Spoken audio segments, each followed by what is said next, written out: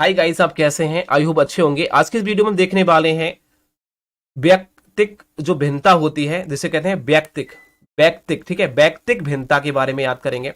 Part number 4 है। जो भी छात्र बीए सेकेंड ईयर में है उनके लिए हम एजुकेशन का जो पेपर है, एजुकेशन का जो पेपर चल रहा है, आप देख रहे हैं फर्स्ट पेपर है जिसमें हम एमसीक्यू क्वेश्चनों को देख रहे हैं, बहुविकल्पी क्वेश्चन जो एग्जाम के लिए काफी इंपोर्टेंट है। तो यहाँ वैकल्पिक जो भिन्नताएं होती हैं उनके ऊपर जो टॉपिक में क्वेश्चन बन जाते हैं पेपर में उनको देखेंगे। देखिए, आपको पता है हमारी जो बुक है दो पीडीएफ से बनी हुई है, दो बुकों से बनी हुई है। देखिए, हमारे एक बुक के तो हम सारे के सारे यूट्यूब पर, आपके यूट्यूब पर और फेसबुक पेज पेपर हैकर पर आपको अपलोड कर रहे हैं। साथ ही साथ आपको हमारे फेसबुक पेज पर पेपर हैकर को भी सब्सक्राइब कर लेना है, ठीक है। तो और देखिए, मैं बात करूं टेलीग्राम पे, आपको सारे लिंक मिल जाएंगे, टेलीग्राम को ज्वाइन हो जाइए। टेलीग्राम पे जाकर पेपर हैकर आप सर्च करोगे तो वहां आपको मिल जाएगा पेपर हैकर, ठीक है। पेपर प्लस स्पेस इस पे देना है बीच में और हैकर लगा देना है, ठीक, तब आपको मिल जाएगा। यहां देखिए, बात करने वाले हैं दो बुकों से। तो एक बुक तो हम यूट्यूब पे पब्लिश कर रहे हैं, बाकी जो एक बुक रह जाएगी वो हम एक और दोनों, इन दोनों को एक साथ पीडीएफ में बनाकर हमको दे देंगे। पीडीएफ का लिंक डिस्क्रिप्शन बॉक्स में दे रखा है, पीडीएफ डाउनलोड कर सकते हैं। यहां बोला गया है व्यक्तिक भिन्नता का जनक किसे माना जाता है। व्यक्तिक भिन्नता का जनक किसे माना जाता है। सभी लोग पहले क्वेश्चन का आंसर देंगे और सभी लोग पीडीएफ को डाउनलोड करेंगे, ठीक है। पीडीएफ को जरूर डाउनलोड कर लेना, कोई दिक्कत नहीं आएगी। बताइए, इस क्वेश्चन का आंसर देंगे।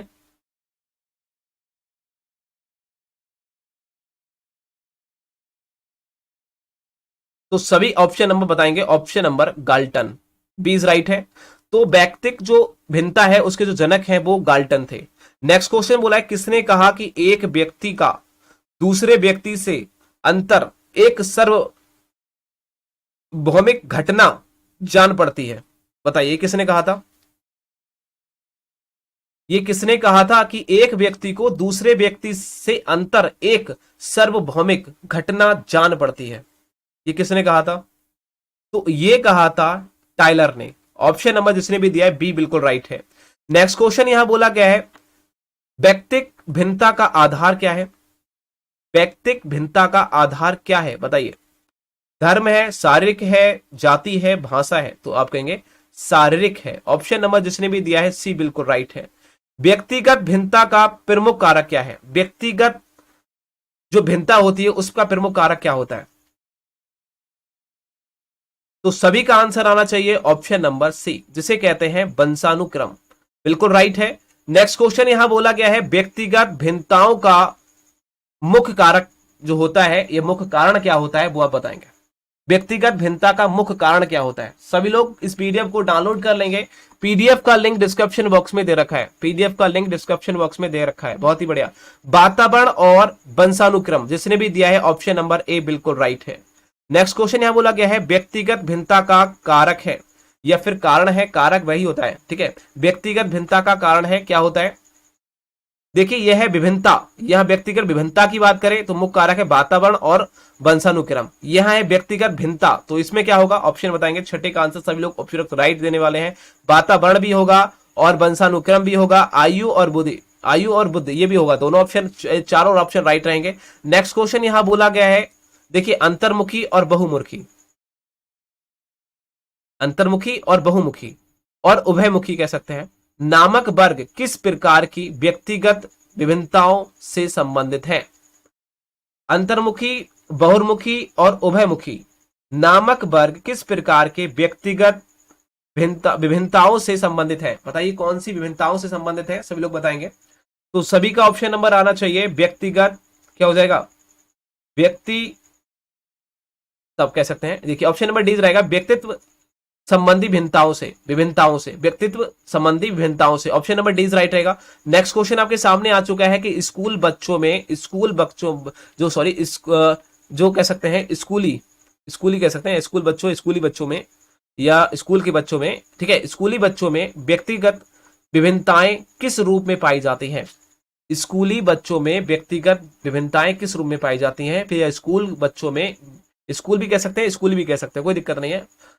व्यक्तिगत विभिन्नताएं किस रूप में पाई जाती हैं? तो आप कहेंगे उपरोक्त सभी मानसिक भी रूप में पाई जाती हैं, शारीरिक भी और रुचि में भी। नेक्स्ट क्वेश्चन यहां बोला गया है व्यक्तिगत विभिन्नता का शिक्षा के क्षेत्र में क्या महत्व है। व्यक्तिगत विभिन्नता का शिक्षा के क्षेत्र में क्या महत्व है? तो सभी का ऑप्शन आना चाहिए डी इज राइट। आप कहेंगे डी इज राइट है। आप कहोगे व्यक्तिगत विभिन्नताओं के आधार पर छात्रों का वर्गीकरण, व्यक्तिगत शिक्षण का प्रबंध करना और शिक्षाओं की रुचि को महत्व देना, ये तीनों चारों हो जाएंगे। Option number D is right है। अब देखिए यहां हमारी आ गई बुद्धि। बुद्धि तो जानते हैं जैसे ब्रेन होता है, बुद्धि बहुत तेज है, माइंड टैलेंट में बुद्धि वाला, वही। तो यहां से बोला गया बुद्धि से रिलेटेड जो क्वेश्चन एग्जाम में बनेंगे उन क्वेश्चनों को हम देख लेते हैं।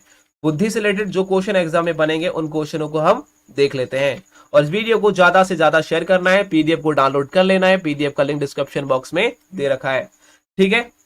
यहां बोला गया है बुद्धि एक संवादात्मक चिंतन है, यह कथन किसका है?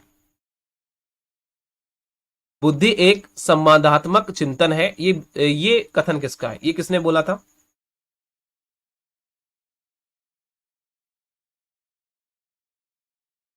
तो आप कहेंगे सिल्वर बर्टन ने बोला था। ऑप्शन नंबर जिसने भी दिया ए बिल्कुल राइट है। नेक्स्ट क्वेश्चन यहां बोला गया है सत्य, या सत्य को हम तथ्य भी कह सकते हैं, कि अनुरूप उपयुक्त प्रतिक्रिया की शक्ति ही बुद्धि है। ये किसने कहा था? ये किसने कहा था? सभी लोग बताएंगे। तो आप कहेंगे थॉर्नडाइक ने कहा था। Option number A, sorry option number C. Next question यहां बोला गया बुद्धि कार्य करने की एक विधि है, ये परिभाषा किसकी है? बुद्धि कार्य करने की एक विधि है, ये परिभाषा किसकी है?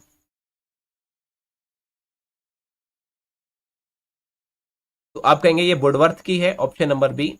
नेक्स्ट क्वेश्चन यहां बोला गया है थॉर्न डाइक के अनुसार क्या होता है? थॉर्न डाइक के अनुसार क्या होता है? तो वे लोग बताएंगे। थॉर्न डाइक के अनुसार बुद्धि पूर्व अनुभवों के प्रयोग करने की योग्यता है। ऑप्शन नंबर डी राइट है। पीडीएफ को डाउनलोड कर लेंगे विथ आंसर के साथ, आपको पीडीएफ मिलेगी, कोई दिक्कत नहीं है। पीडीएफ डाउनलोड कर लीजिए, ज्यादा से ज्यादा किसी भी कैफे पे जाके करवा सकते हैं, खुद अपना खुद कर सकते हैं, जैसे भी आपको करना है कर सकते हैं। यहां कह रहा है बुद्धि किस प्रकार की शक्ति है? बुद्धि किस प्रकार की शक्ति है? तो आपको जन्मजात शक्ति है बुद्धि। Option number B. यहां कह रहा है बुद्धि युक्ता है। बुद्धि युक्ता किसकी होती है? तो सभी का आना चाहिए, उपरोक्त सभी है। तर्कपूर्ण चिंतन करने की भी है, उद्देश्य पूर्वक कार्य करने के लिए है, प्रभावपूर्व कह सकते हैं समायोजन करने के लिए भी है। तो ऑप्शन डी इज राइट रहेगा। नेक्स्ट क्वेश्चन यहां बोला गया है किसने कहा कि किसी समस्या को समझना या उसके विषय में तर्क करना या किसी निश्चित निर्णय पर पहुंचना बुद्धि की आवश्यकता या फिर आवश्यक क्रियाएं होती हैं? ये किसने कहा था? या बुद्धि की आवश्यकता होती है या फिर बुद्धि की आवश्यक क्रियाएं हैं, बात वही है। तो सभी कहेंगे ये कहा था बुने ने। किसने कहा था? सॉरी बिने ने कहा था, बिने ने कहा था। Option number C is right है। नेक्स्ट क्वेश्चन बोला गया है बुद्धि के ये 3 मापदंड किसने बताए? नंबर 1 निर्णय लेना या फिर निर्णय करना, समझना तथा तर्क करना, ये किसने बताया था? तो सभी कहेंगे ऑप्शन नंबर क्या रहेगा भाई, बता दो फटाफट। कह सकते हैं सिरिल वट ने कहा था। ऑप्शन नंबर क्या हो जाएगा? ऑप्शन नंबर ए। नेक्स्ट क्वेश्चन बोला गया है मानव बुद्धि में विकास का या विकास की अवस्था मानी जाती है। मानव की जो बुद्धि है वो किस समय विकास प्राप्त करती है? तो आप कहेंगे 0 से 18 वर्ष तक। भैया तुम बुद्धि कम है, कहते हैं ना, वही बात होती है, तुम छोटा है तो बड़ा हो जाएगा तब। तो मानव बुद्धि में जो विकास की अवस्था मापे या मानी जाती है वो मानी जाती है 0 से 18 वर्ष के बीच में। नेक्स्ट क्वेश्चन यहां बोला गया है बुद्धि के एक खंड सिद्धांत के जनक कौन है? बुद्धि के एक खंड सिद्धांत के जनक कौन है? सभी लोग बताएंगे। हाँ, सभी लोगों के आंसर राइट आना चाहिए। यहाँ क्या रहने वाला है बताइए फटाफट। गजब तरीके से सभी लोग आंसर देंगे। हाँ, सभी लोगों के आंसर राइट आना चाहिए यहाँ। तो आप कहेंगे Binet Terman. Option number A, option number B. Next question यहां बोला गया है, नेक्स्ट क्वेश्चन यहां बोला गया है पियरमैन ने, देखिए स्पीयरमैन ने बुद्धि के किस सिद्धांत का प्रतिपादन किया था? स्पीयरमैन ने बुद्धि के किस सिद्धांत का प्रतिपादन किया था? तो आपको दो खंड सिद्धांत का प्रतिपादन किया था। Option number B. Next question यहां बोला गया है बुद्धि के दो खंड सिद्धांत के प्रतिपादक कौन है? या बुद्धि का द्वत्व सिद्धांत किसने प्रस्तुत किया? सभी लोग बताएंगे।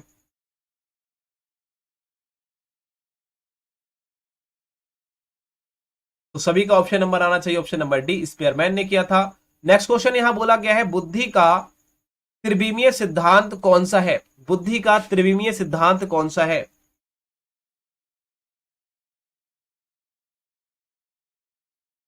तो आप सभी कहेंगे गिलफोर्ड का सिद्धांत, ऑप्शन नंबर सी राइट है। नेक्स्ट क्वेश्चन यहां बोला गया है बुद्धि के बात कहते हैं सॉरी, ये बुद्धि के मात्रा सिद्धांत का प्रतिपादक कौन है? बुद्धि के मात्रा सिद्धांत का प्रतिपादक कौन है? तो सभी का आंसर आना चाहिए Thorndike, option number Thorndike please right है। नेक्स्ट क्वेश्चन यहां बोला गया है बुद्धि का बहुतत्व सिद्धांत किसने प्रस्तुत किया, या फिर बुद्धि का बहुकारक सिद्धांत किसने प्रतिपादित किया? बात वही है, सभी लोग आंसर देंगे इसका।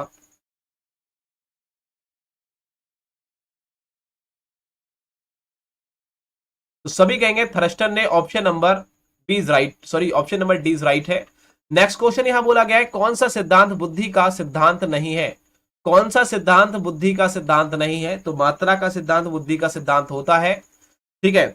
और देखिए बात करें एक खंड सिद्धांत ये भी होता है और द्विखंड सिद्धांत भी होता है, लेकिन पृथक्करण का सिद्धांत ये बुद्धि का सिद्धांत नहीं होता है, option number D is right रहेगा। नेक्स्ट क्वेश्चन यहां बोला गया है किसने कहा कि बुद्धि परीक्षण जो मापता है वही बुद्धि है?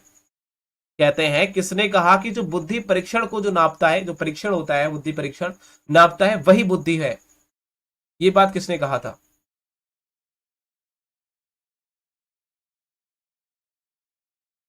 तो आप कहेंगे गेट्स और अन्य ने कहा था, option number B.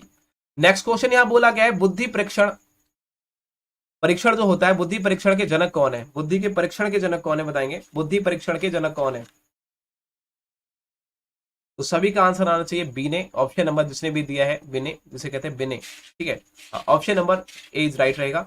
Next question यहां कह रहा है बुद्धि परीक्षण से कौन संबंधित है? बुद्धि परीक्षण से कौन संबंधित है? तो भाई अभी हमने बताया था ना बिने, ऑप्शन नंबर क्या है? बी इज राइट है, बिने याद रखिए, ठीक। नेक्स्ट क्वेश्चन यहां बोला गया है बुद्धि परीक्षण कितने प्रकार के होते हैं? तो सभी कहेंगे दो प्रकार के होते हैं। नेक्स्ट क्वेश्चन आपके सामने आ चुका है, देखिए स्टैनफोर्ड बिने स्केल का विकास हुआ। स्टैनफोर्ड बिने स्केल का विकास हुआ कब हुआ था, यह विकास कहां हुआ था इस प्रकार से कहते हैं? तो आप कह सकते हैं अमेरिका में हुआ था, ऑप्शन नंबर ए। नेक्स्ट क्वेश्चन यहां बोला गया है कि स्टैनफोर्ड बिने स्केल किसके मापन में प्रयोग किया जाता है? देखिए ये स्केल बिने जो है एक स्केल थी मापने के लिए, वो उसका जो विकास हुआ वो अमेरिका में हुआ था। और स्टैनफोर्ड बिने स्केल जो थी इनके नाम की एक स्केल बनाई गई थी नापने के लिए, वो मापने का प्रयोग किया था, किसको प्रयोग करती थी? आपको के बुद्धि को मापने के लिए प्रयोग की जाती है, ठीक है। तो याद रखिए स्टैनफोर्ड बिने जो स्केल है वो बुद्धि को मापने में प्रयोग किया जाता है कि आप में कितनी बुद्धि है। नेक्स्ट क्वेश्चन यहां बोला गया है, अब देखिए नेक्स्ट क्वेश्चन आ चुका है आर्मी अल्फा जो भाषीय परीक्षण होता है डॉट डॉट मापने के लिए प्रयोग किया जाता है। देखिए आर्मी के अंदर जो अल्फा जो भाषीय परीक्षण होता है, अल्फा भाषीय परीक्षण, वो मापने के लिए प्रयोग किया जाता है। तो आपको कहे परीक्षण बुद्धि मापने के लिए प्रयोग किया जाता है। अल्फा देखिए याद रखिए आर्मी के अंदर अल्फा भाषीय परीक्षण होता है जो बुद्धि को मापने के लिए प्रयोग किया जाता है। नेक्स्ट क्वेश्चन यहां बोला गया है कि बुद्धि लब्धि की धारणा किसने दी थी? बुद्धि लब्धि की धारणा किसने दी थी? तो आपको कहे टर्मन ने दी थी, ऑप्शन नंबर ए। नेक्स्ट क्वेश्चन आपके सामने आ चुका है बुद्धि लब्धि ज्ञान या फिर ज्ञात करने का सही सूत्र क्या होता है? बुद्धि लब्धि ज्ञात करने का सही सूत्र या बुद्धि मापने के लिए कौन सा सूत्र प्रयोग किया जाता है? बुद्धि मापने के लिए, बुद्धि तुम्हारे अंदर कितनी बुद्धि है उसको मापने के लिए कौन सा सूत्र का प्रयोग किया जाता है? तो आप कहोगे मानसिक आयु, आपकी मानसिक आयु कितनी है, और उसके बाद में शारीरिक आयु इंटू 100, ऑप्शन नंबर बी, याद रखिए option number B. Next question आपके सामने आ चुका है बुद्धि लब्धि के सूत्र में एम ए से क्या तात्पर्य है? एम ए क्या होता है ये? तो आप यदि एम ए यहां लिख दो, बात यही है, वो उसे मानसिक आयु कहते हैं, मानसिक एज कहते हैं। ऑप्शन नंबर जिसने भी दिया है क्या मानसिक आयु, option number B is right है। नेक्स्ट क्वेश्चन आपके सामने आ चुका है। यहां बोला गया है मानसिक आयु का विचार किस मनोविज्ञान में प्रस्तुत किया? बताइए, मानसिक आयु का जो विचार है वो किस मनोविज्ञान वैज्ञानिक ने प्रस्तुत किया था? आपको बताना है किस मनोवैज्ञानिक ने प्रस्तुत किया था, या फिर कह सकते हैं मानसिक आयु का विचार मनोवैज्ञानिक द्वारा प्रस्तुत किया गया था। उस वैज्ञानिक का नाम आपको बताना है। तो आप कहेंगे बिने। ये बिने जो पैमाना है ना, वो ही मानसिक आयु। Option number D. Next question बोला गया है मानसिक आयु का विचार बिने ने कब दिया था? मानसिक आयु का जो विचार था वो बिने ने कब दिया था? बिने बिने वो दिया था 1908 में। Option number B. मानसिक आयु के द्वारा क्या मापा जाता है? मानसिक आयु के द्वारा क्या मापा जाता है? तो आप कहेंगे बुद्धि को मापा जा सकता है। ऑप्शन नंबर सी।